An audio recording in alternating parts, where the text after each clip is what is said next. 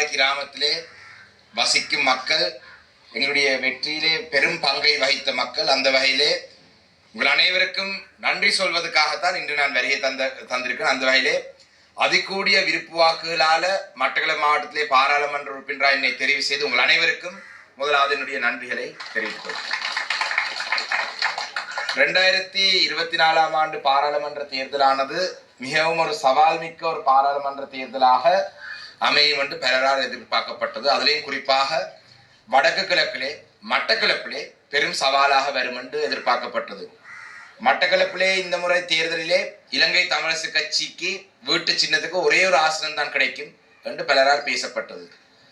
பல அச்சுறுத்தலை கொடுத்திருந்தார்கள். மட்டக்களப்பிலே நீங்கள் ஒரு சில கொலைகார கட்சியிலையும் சேர்த்திருக்காவிட்டால் நீங்கள் இந்த முறை ஒரு ஆசனம் எடுக்கிறதும் கஷ்டமாக இருக்கும்.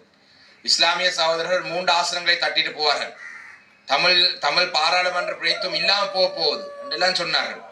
ஆனால் கடந்த 4 வருடமாக மட்டக்களப்பு மாவட்டத்திலே அனைத்து மூல முடுக்களுக்கும் சென்று மக்களோட மக்களாக நின்றதின் காரணமாக என்னுடைய மனதிலே எனக்கு தெரிந்திருந்தது, நாங்கள் மட்டக்களப்பிலே நிச்சயமாக 4 ஆசனங்கள் எடுக்கக்கூடிய அளவிலே எங்களுடைய ஆதரவு தளம் இருக்கின்றது என்னுடைய மனதிலே தெரிந்த ஒரு விடயம். 4வது ஆசனத்தை நாங்கள் இழந்தது வெறும் 8000 வாக்குகளால். அந்த 4வது ஆசனம் எடுக்கிறதுக்கும் சில வழிகள் இருந்தது. அந்த 4வது ஆசனம் எடுக்க முடியாமல் போனது சில கட்சிக்குள்ளே இருக்கும் சிலர் கட்சிக்குள்ளே இருக்கிறவரை விட கட்சிக்கு எதிராக செயல்பட்டு என்னுடைய விருப்பு வாக்களை குறைக்க வேண்டும் என்ற ஒரு சிலர் எடுத்த முன்னெடுப்பின் காரணமாகத்தான் அந்த 8000 வாக்குகள் இல்லாமல் போனது. அவர்கள் மௌனமாக இருந்திருந்தாலே 8000 வாக்கு மேலதிகம் வந்திருக்கும். சில இடங்களுக்கு சென்று சாணக்கியனுக்கு போடாதீங்கன்ற ஒரு சிலர் சொன்னதாலதான் அந்த இடத்துக்கு நான் சென்று இல்லை ஏன் எனக்கு போட வேணும் என நியாயப்படுத்த வந்ததால வெளியில இருக்கிற வாக்காளர் உள்ள கொண்டு வர முடியாத ஒரு சூழல் வந்தது. இல்லாட்டி 4 சீட் வந்திருக்கும். எதெப்படியோ மட்டக்களப்பிலே நாங்கள் 3 ஆசனங்களை எடுத்து எனக்கு முன்பாக பேசி அனைவரும் சொன்னது போல வரலாறிலே ஒரு சாதனை ஒன்றை நாங்கள் படைத்திருக்கிறோம். வரலாறிலே சாதனை ஒன்றை நாங்கள் செய்து காட்டியிருக்கிறோம். அது இந்த முனைக்காடு கிராமத்திலே வசிக்கும் மக்களுடைய பெரும் பங்குடன் தான் நாங்கள் செய்தோம் என்றதை இந்த இடத்திலே நான் பகிரங்கமாக சொல்ல வேண்டும். கடந்த தேர்தலிலே எங்களுடைய மதிப்புக்குரிய பிரதேசங்களுடைய செயலாளரும் தொகுதிகளுடைய செயலாளரும் நேசதுர சார் சொன்னது போல ஒரு கட்சி 5 தேர்தல் மாவட்டத்திலையும் போட்டி போட்டு 5 தேர்தல் மாவட்டத்திலையும் கிட்டத்தட்ட 50 வேட்பாளர்கள் சேர்ந்து 65,000 வாக்குகள் தான் எடுத்தார்கள். நான் மட்டக்களப்பிலே தனித்து நின்று அதை விட 200 வாக்குகள் அதிகமாக எடுத்திருக்கிறேன். அவ்வளவு கட்சிகள் சொன்னார்கள், அந்த கட்சி இந்த கட்சி அவங்க இப்படி அவங்க அப்படி என்றெல்லாம் சொன்னார்கள். ஆனா மக்கள் இந்த முறை மக்களுடைய மனநிலை கொலை செய்தவர்கள், கொள்ளையடித்தவர்கள், கற்பழித்தவர்கள், கப்பம் வாங்கினவர்கள், கொமிஷன் வாங்கினவர்கள், மண் கடத்தவர் இவர்கள் எல்லாம் நிராகரிக்க வேண்டும் என்று மக்கள் ஒரே அடியா மட்டக்களப்பிலே பாருங்களேன், வியாலேந்திரன், புள்ளையான், கருணா, கோவிந்தன் கருணாகரன், ஜனா, துரைரட்னம், இப்படி பெரிய பெரிய பேர்கள் இவங்களெல்லாம் 30 வருடங்களாக இந்த பிரதேசத்திலே பேசப்பட்ட பேர்கள் முழு பேரை மக்கள் துரத்தி விட்டார்கள். எங்களுடைய கட்சியிலே 3 ஆசனங்கள் வந்தது. எனக்கு கிடைத்த 65,000 வாக்காள. எங்களுடைய கட்சியிலே எனக்கு 65,000 வாக்கு, அடுத்தவருக்கு 22,000 சொச்சம் வாக்கு. எனக்கு விழுந்த அந்த 65,000 வாக்கு இல்லாம எங்கட கட்சியிலே ஒரு ஆசனம் தான் வந்திருக்கும். ஆனால் நாங்கள் இதிலே இருந்து நாங்கள் முன்னோக்கி பயணிக்க வேணும். தமிழரசு கட்சியை நாங்கள் தனித்துவமாக நாங்கள் பலப்படுத்த வேணும். எனக்கு மெட்ட மாவட்டங்களை பற்றி இப்பொழுதுக்கு சொல்ல தெரியாது. எதிர்வரும் காலங்களிலே அந்த பொறுப்பு தரப்பட்டால் ஏனைய மாவட்டங்களே இவ்வாறாக மட்டக்களப்பை கட்டியெழுப்பியது போல கட்டியெழுப்ப நான் தயார். என்னால் செய்ய முடியும். நாங்கள் அம்பாறையிலேயும் திருவண்ணாமலையிலேயும் கிழக்கு மாகாணத்திலே கடந்த 4 வருடமாக நான் அம்பாறை திருவண்ணாமலை 2 மாவட்டத்திலேயும் பல சவால்களுக்கு நாங்கள் முகம் கொடுத்தோம். அந்த மக்களோட மக்களாக நின்று மக்களுக்கு நம்பிக்கை தரும் வகையாக நாங்கள் செயல்பட்டாங்க. அதனாலதான் கிழக்கு மாகாணத்தில் அதிகூடிய வாக்குகள் கிடைத்து தமிழரசு கட்சிக்கு இந்த முறை கிழக்கு மாகாணத்தில் 5 ஆசனங்கள் கிடைத்தது. வடக்கை நாங்கள் கட்டியெழுப்ப தயார். எங்களுக்கு அந்த வாங்க கட்டியெழுப்பி தாங்கன்னு நாங்கள் வந்து வடமாகாணத்திலையும் கட்டியெழுப்பி தர தயார். யாழ்ப்பாணத்துக்கும் பெற தயார், வெண்ணிக்கும் பெற தயார். அங்கேயும் வந்து மக்களோட மக்களாக நின்று அந்த மாவட்டங்களிலும் தமிழரசு கட்சியை கட்டியெழுப்ப நாங்கள் தயார். அந்த வகையிலே நாட்டிலே ஜனாதிபதி அவர்கள் நாங்கள் எதிர்பார்த்ததை விட அதிகமாக ஆசனம் எடுத்து விட்டார். நாங்கள் உண்மையிலே எதிர்பார்த்து நாங்கள் ஒரு 105 110 ஆசனம் வரும் என்று. சிங்கள மக்கள் போட்டதுல பெரிய நாங்கள் ஆச்சரியப்பட ஒன்றும் இல்லை. யாழ்ப்பாணத்துல 3 ஆசனம், வெண்ணில 2 ஆசனம் சிங்கள மக்கள் போடாம விடுவாங்களா? அவர்கள் போட்டிருக்கிறார்கள். ஆனால் நாட்டிலே ஜனாதிபதியா அன்றகுமார திசாநாயக் அவர்கள் வந்திருக்கிறார். அவர் அவருடைய கட்சிக்கு பெரும்பான்மை வந்திருக்கின்றதை நாங்கள் பெரிய ஒரு பதட்டப்பட வேண்டிய அவசியம் இல்லை. இதெல்லாம் பெரிய பதட்டம். அவருக்கு 159 ஆசனம் வந்திருக்கின்ற நாங்கள் பதட்டப்பட வேண்டிய எந்த அவசியமும் இல்லை. இதே போலதான் கோட்டாபய ராஜபக்ச அரசாங்கத்துக்கு 3/2 பெரும்பான்மை இருந்தது. சொன்னார்கள் இனி ராஜபக்ச ஆட்சி 25 வருடங்களுக்கு தொடரும் என்று சொன்னார்கள். ஆனால் ராஜபக்ச அரசாங்கத்தை விட இந்த ஜனாதிபதியினுடைய இனவாதமான செயல்பாடுகள் பெருமளவாக இன்னும் காணவில்லை. பொறுத்திருந்து பார்ப்போம். நாங்கள் அவரை எதிர்க்க வேண்டும் என்ற அவசியம் எங்களுக்கு இல்லை. அவர் ஒரு படத்திலே சொல்லுவார்கள், அவங்களுடைய பூப்பாதையா சிங்க பாதையாண்டு அவங்க தான் தீர்மானிக்க வேணும். இப்போதைக்கு பூப்பாதையில போறாங்க. அவங்களுடைய செயல்பாடு மாறும் என்றால் நாங்கள் ஏனைய பாதைக்கும் சென்று அவங்களை எதிர்த்து நாங்கள் தயார். ஆனால் ஜனாதிபதியினுடைய சில செயல்பாடுகளும் இன்று காலையிலே பார்த்தீங்கன்னா சர்வதேச நாணய நிதியத்துடனான அன்ற 3வது ஸ்டாஃப் லெவல் அக்ரிமெண்ட் கைச்சாத்தப்பட்டிருக்கு. 330 மில்லியன் ரூபாய் அமெரிக்கன் டாலர் காசு கிடைத்திருக்கு. ரணில் விக்ரமசிங்கவுடைய அடிவரடிகள் சொன்னது, ரணில் விக்ரமசிங்க இல்லாம போனால் சர்வதேச நாணய நிதிய ஒப்பந்தம் இல்லாம போகும், நாடு பாங்குலத்திலே அடையும். ஆனால் ஜனாதிபதியாக சில விடயங்களை செய்து சரியாக செய்து அந்த நிதி வந்திருக்கு. தமிழருடைய பிரதேசத்திலேயும் அவர் இராணுவ முகாம்கள் அகற்றுவது, சில இந்த இராணுவ பாதுகாப்பு அதாவது பாதுகாப்புக்காக போட்டிருந்த சில அந்த பேரியர் அகற்றப்பட்டிருக்கு. இப்படியான விஷயங்கள் நடந்திருக்கு. நாங்கள் இப்ப ஜனாதிபதியினுடைய கட்சி இப்ப புதிய கட்சி, அதுல வந்த சில அமைச்சர்மாருக்கே நாங்கள் தான் உள்ளுக்குள்ள இப்படி வழிகாட்டுறோம். இந்த கதவாலாம் வரணும், இந்த கதவாலாம் போகணும்னு நாங்கள் தான் இப்ப சொல்லி கொடுக்குறோம். இப்போ கொஞ்சம் காலம் கொடுப்போம் அவங்களுக்கு ஒரு 3 மாதம் காலம் கொடுப்போம். அவங்களோட செயல்பாடு எப்படி போகுதுன்னு பார்ப்போம். எப்படியும் எங்களை மக்களுக்கும் இந்த மாறி காலம் விவசாயத்துல ஈடுபடுற காலம் தானே.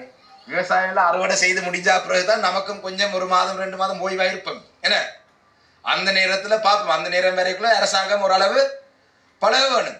ஜனாதிபதி என்ன கண்டார் பார்லிமெண்ட்ல, இந்த பார்லிமெண்ட்ல இந்த உரமுடிய, அதாவது ஜனாதிபதி அந்த உரமுடிய ஒரு டீ பார்ட்டி மாதிரி வைப்பாரு, எல்லாரும் வந்து அதுல கயச்சது. அதுக்கு நானும் சென்றிருந்தேன். ஜனாதிபதி எனக்கு கையை தந்து சொன்னார், சிங்கள சொன்னார், மட்டக்களப்பு இத்தரை அல்லன்னு பெரியவனு, மட்டக்களப்பு மட்டும்தான் என்னால பிடிக்கலாம் போனதுன்றார். நான் பிரச்சனை இல்லை, நான் தானே பிடிச்சிருக்கேன். கொலகாரனோ கொள்ளக்காரனோ பிடிக்கல, நான் தான் பிடிச்சிருக்கேன். பிரச்சனை இல்லை, நாங்க சேர்ந்து வேலை செய்யும் சொல்லி இருக்கிறோம். பிரதமர் ஹரிணி அமரசூரியா அவர்களை சந்தித்திருந்தேன். அவ எனக்கு நீண்ட காலமாக தெரியும். இந்த எதிர்கட்சி பாராளுமன்ற உறுப்பினராக இருக்கும் பொழுது அவ எனக்கு முன்வரிசையில் இருந்த ஆசனத்துல தான் இருப்பா. அவ காலையில அவ வரைக்குள்ள என்ன கடந்து தான் போகணும், மாலையில அவ போகக்குள்ளே என்ன கடந்து தான் போகணும். அப்ப அவ நல்ல பழக்கம், அன்றகுமார திசாநாயக்கம் பழக்கம். ஆனால் ஹரிணி அமரசூரியா அவர்கள் தற்பொழுது பிரதமராக இருக்கிறவர் நான் அழைத்து ஜனாதிபதி உற முடிய நான் சொன்னேன், ஜனாதிபதியினுடைய உரையிலே தமிழ் மக்களை பற்றி எதுவும் சொல்லவில்லை. அப்ப அவ சொன்னா இல்ல ஆரம்பத்துல நாங்க இனவாதம் என்றது வேற, தமிழ் மக்கள் அரசியல் தீர்வு அரசியல் உரிமைன்றது வேற.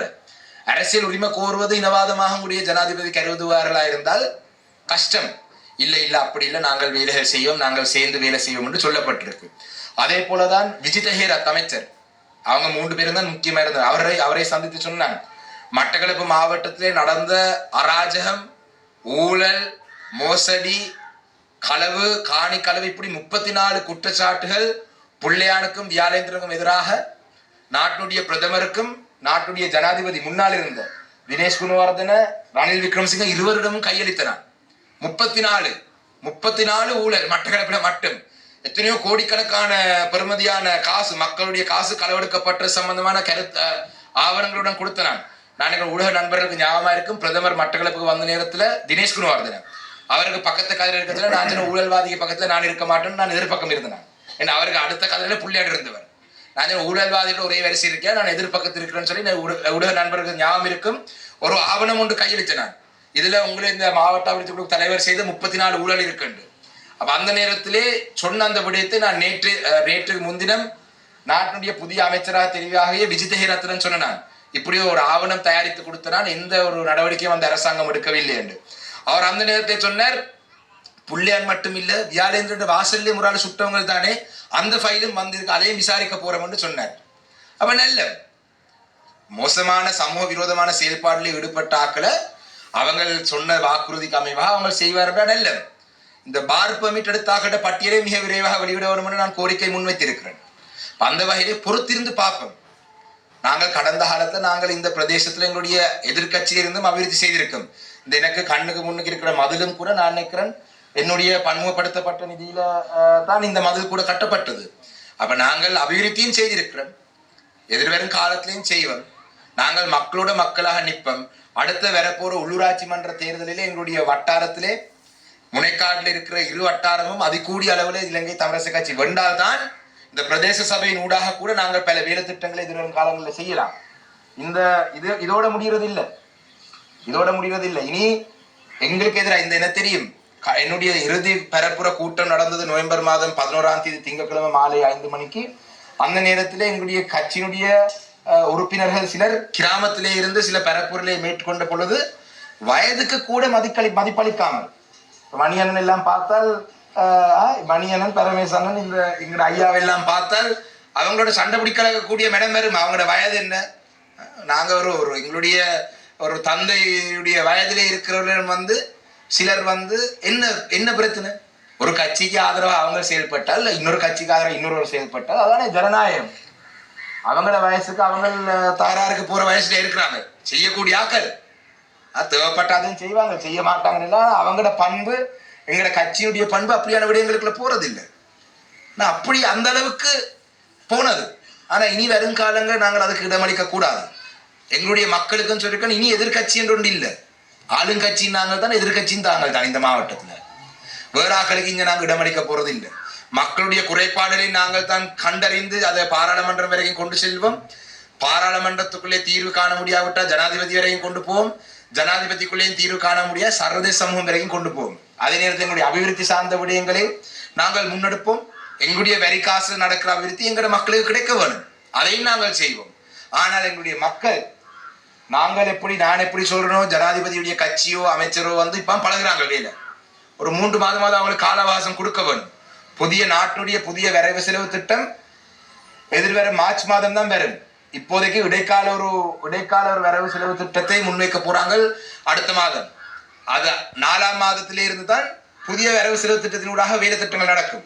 இப்ப 4ஆம் மாதத்துக்கு முதல் அபிவிருத்தி திட்டங்கள் எதுவும் நடக்கக்கூடிய வாய்ப்பு இல்லை.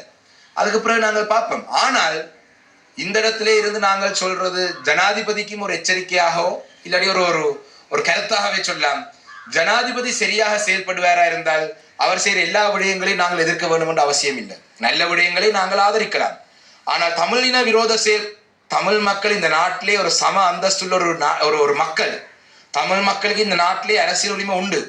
அதை மறுக்கிறதுக்கு அவரால் முடியாது. அதை அவர் மறுக்கிறதுக்கு நாங்கள் அனுமதிக்க மாட்டோம். சமத்துவம் நல்லம், தமிழினம் ஒரு தனித்துவமான இனம், வடக்கு கிழக்கு தமிழருடைய தாயகம், இதிலே நாங்கள் மாறப்போவதில்லை. ஜனாதிபதியும் எங்களை மாற்ற நினைக்க கூடாது என்றதையும் சொல்லி மீண்டும் ஒரு முறை முனைக்காடு வாழ் மக்கள் அனைவருக்கும் கூட நேரம் கொஞ்சம் கயிற்சிலும் ஊடக நண்பர்களும் பாவம் தானே, எல்லாட்டி நாங்க நன்றியை மட்டும் சொல்லி விட்டோம் என்று சொன்னால் அவங்களுக்கு இன்றைக்கு செய்திக்கு போடுறதுக்கு ஒன்றும் இல்லாம போகும். அவங்களுக்கு பேச வேண்டிய சில விடயங்கள் நீங்களும் கேட்டுக்கொள்ள வேண்டியதா வந்துட்டு, அந்த வகையிலே மீண்டும் ஒரு முறை இந்த கிராமத்திலே வீதி வீதியாக சென்று எங்களுடைய கட்சிக்காக, எனக்காக மட்டும் இல்லை, எங்களுடைய கட்சிக்காக வாக்கு சேகரித்து வாக்கு திரட்டி வீதியிலே இறங்கி போராடி ஆக்கள் திரட்டி கூட்டங்கள் நடத்தி இந்த கட்சிக்கு 96,000 வாக்குகளையும் எடுத்து தந்து இலங்கையிலே மன்னிக்கணும் மட்டக்களப்பிலே ஆக கூட வாக்குகள் இந்த தேர்தல் முறை வந்ததுக்கு பிறகு ஆக கூட வாக்குகள் தந்து ஒரு வரலாறு சாதனை படைக்கிறதுக்கு எனக்கும் உதவிய இந்த முனைக்காடு வாழ் மக்கள் அனைவருக்கும் நன்றி சொல்லி விடைபெறுகிறேன். நன்றி, வணக்கம்.